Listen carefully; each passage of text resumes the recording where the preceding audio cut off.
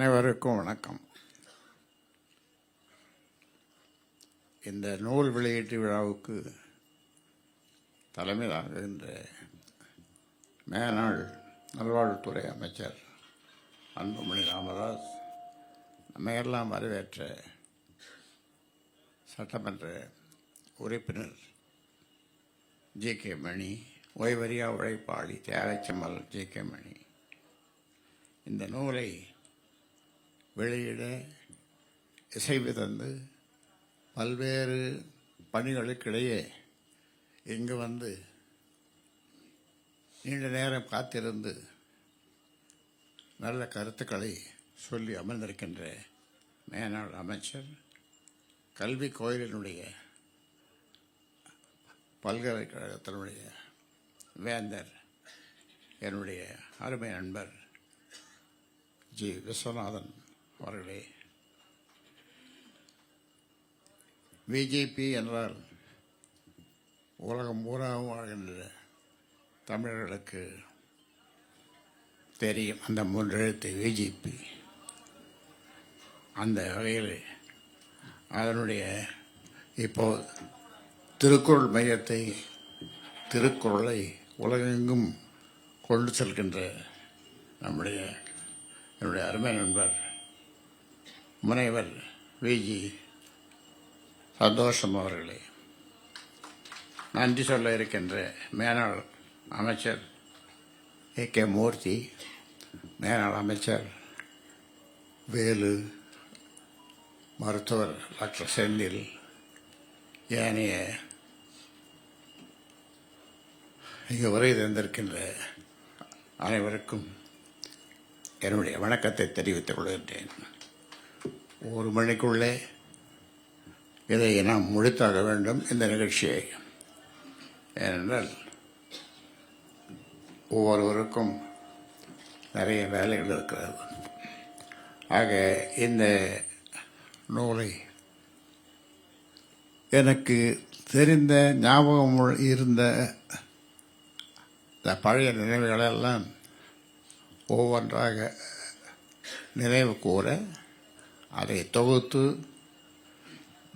இங்கு என்னுடைய நண்பர் நூலாக வெளியிட, அது உங்கள் கையில் இப்போது தவழ, அதை பற்றி நீங்கள் அலசி ஆராய இந்த கூட்டம் உங்கள் அனைவரையும் அன்போடு வரவேற்கின்றேன்.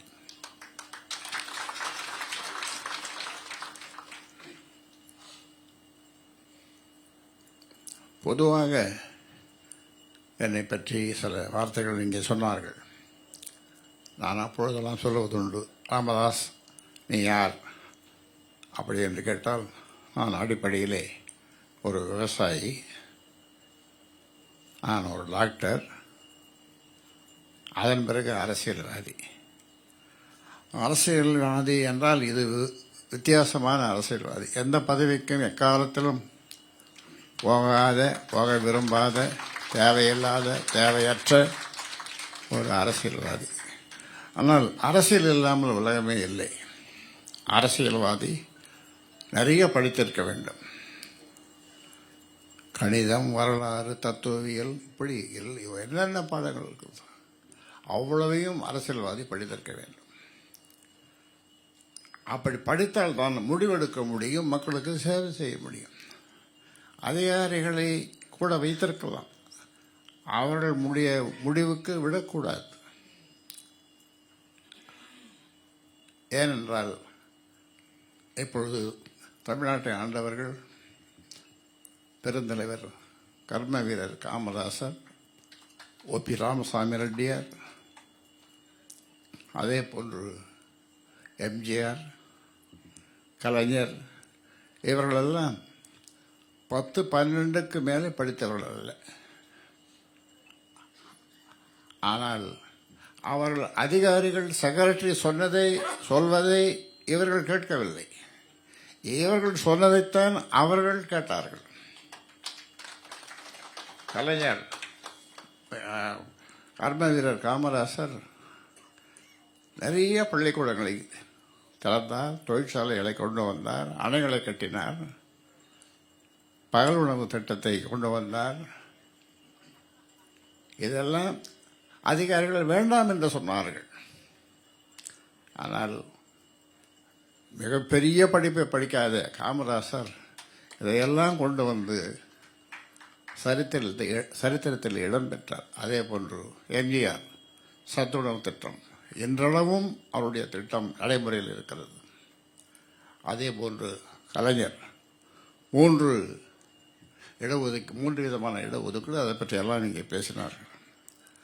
ஆக அரசியல்வாதிக்கு படிப்பு வேண்டும், நிறைய படித்திருக்க வேண்டும். அதே நேரத்தில் நல்ல செயலாளர்களை வைத்துக்கொண்டு அவருக்கு உதவியாக அவர்கள் இருக்க வேண்டுமே தவிர அவர்கள் சொல்வதெல்லாம் கேட்கக்கூடாது. அந்த வகையில் பழைய நினைவுகளை எல்லாம் ஒவ்வொன்றாக இன்னும் நிறைய நினைவுகள் இருக்கிறது. இன்னொரு புத்தகம் வரும்போது வரலாம், எழுதலாம், அவ்வளோ நினைவுகள் இருக்கிறது. ஆக இந்த நினைவுகளெல்லாம் மக்களுக்காக செய்யுது. ஆனால் என்னை ஒரு குறுகிய வட்டத்திலே கொண்டு வந்து தமிழ்நாட்டு மக்கள் சேர்த்து விட்டார்கள்.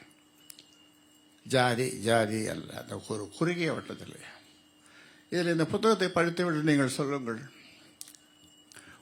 ஒரு தெரு வழியாக வன்னியர்கள் வாழ்கின்ற ஒரு ஊர் வழியாக ஒரு படத்தை, அழுகிய படத்தை போகக்கூடாது என்ற நிலையிலே தான் நான் அதை தோளிலே சுமந்து சென்றது ஜாதியா? முதலாக தமிழ்நாட்டிலே இரட்டை கோளை முறையை ஒழித்தது ஜாதியா? இப்படி ஏராளமான செய்திகளை எல்லாம் ஒரு தொண்டனுக்காக ஒரு தலைவன் 15 நாள் முத்துக்குமார் வந்திருக்கேன். முத்துக்குமார் தான் விசிறுவார் அந்த ஜெயிலில் எனக்கு விசிறி வச்சுன்னு. அப்போ ஃபேன்லாம் கிடையாது. இது ஜாதியா? எந்த தொண்டன்? வன்னிய தொண்டன் அல்லவன். ஆக இப்படியெல்லாம் சிலவற்றை எழுதியிருக்கிறோம். ஆக அரசியல்வாதிக்கு எல்லாம் படிச்சிருக்கணும். நமக்கு 2 தான் முக்கியமானது: நல்ல கல்வி, நல்ல சுகாதாரம், விவசாயம். 22 காமன், 22 விதமான 22 தான் இல்லை,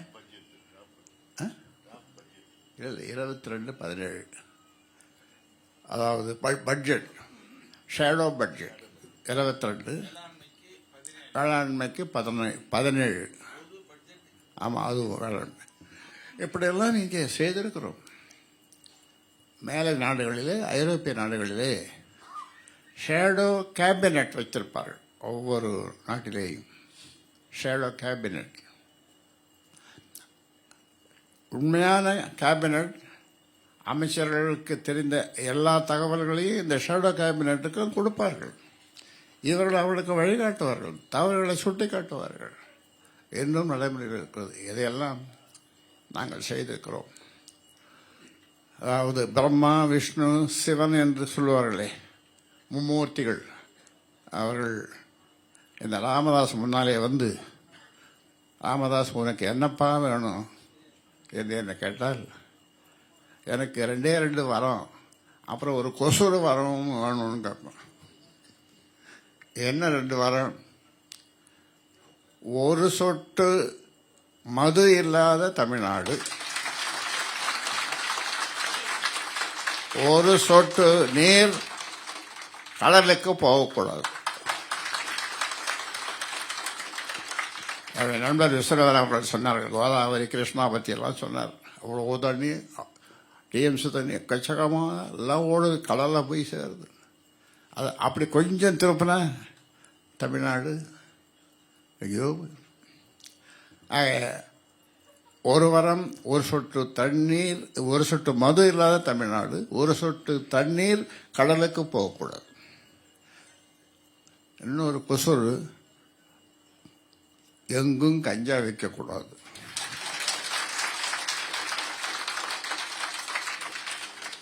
இப்பொழுது நீக்கமர நிறைந்திருக்கிறது தமிழ்நாட்டில் கஞ்சா விற்பனை.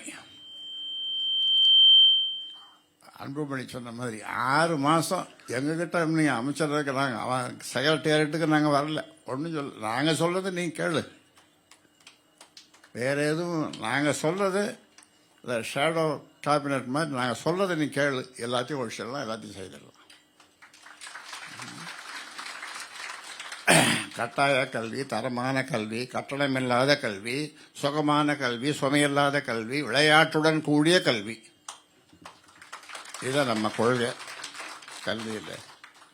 கோத்தாரி கமிஷன் 1964 நினைக்கிறேன், 64 தானே, 64 62 அவர் சொன்னது இன்று வரை நடைமுறையில் இல்லை. ஆக இப்பொழுது ஒரே நாளில் ஒரே நாடு ஒரே தேர்தல் சட்டம் கொண்டு வராங்க. இன்னொரு சட்டமும் கொண்டு வரணும். அதாவது ஓட்டுக்கு காசு இல்லாத தேர்தல். ஓட்டுக்கு ஒருத்தன் ₹1 கொடுத்தாலும் அவனுக்கு 10 ஆண்டு சிறை. தேர்தலில் நிற்கிறவனுக்கு அப்படி ஒரு சட்டம் இந்த சட்டத்தில் சேர்த்துக்கணும். ஒரு முறை நான் கலைஞர் தான் இருந்தால் அப்போ நாம் ஏதாவது ஒரு கூட்டம் ஒன்று போடுங்க, சர்வகட்சி கூட்டம். ஏன்னா நாம் எல்லா கட்சியும் தேர்தலிலே பணம் கொடுப்பதில்லை என்று எல்லாம் சேர்ந்து முடிவெடுத்து ஒரு தீர்மானமாக கொண்டு வரலாம் என்று சொன்னேன். இது சாத்தியமா அப்படின்னாரு. இல்லை போட்டு தான் கூட்டி தான் பார்ப்போமே அப்படின்னு. அது நடக்கலை. ஏன் இப்போ பாருங்க, கிழவிகள்லாம் பல அவதாரம் எடுக்குதுங்க. கிழவிங்க ₹300 ₹500 யார் கூப்பிட்டாலும் 2 மணி நேரம் தான் 1 மணி நேரம் தான் நான் வருவேன். அந்த கூட்டத்துக்கு போகணும், இந்த கூட்டம் காத்துங்குது, இந்த கூட்டம் காத்துங்குது. இந்த மாதிரி நாடு.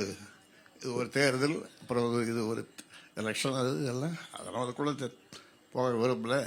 ஏனென்றால் 1 மணிக்குள்ளே முடிக்கணும்.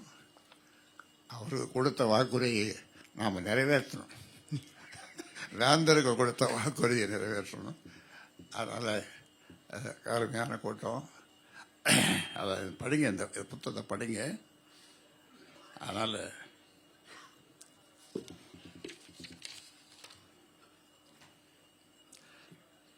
நான் மீண்டும் சொல்லுகிறேன், நான் அரசியல்வாதி. என் தொழில், நான் அரசியல்வாதி, என் தொழில் போராடுவது. என் தொழில் போராடுவது. அதனால் நான் போராடிக்கொண்டே இருப்பேன். அதனால் நான் போராடிக்கொண்டே இருப்பேன். நன்றி, வணக்கம்.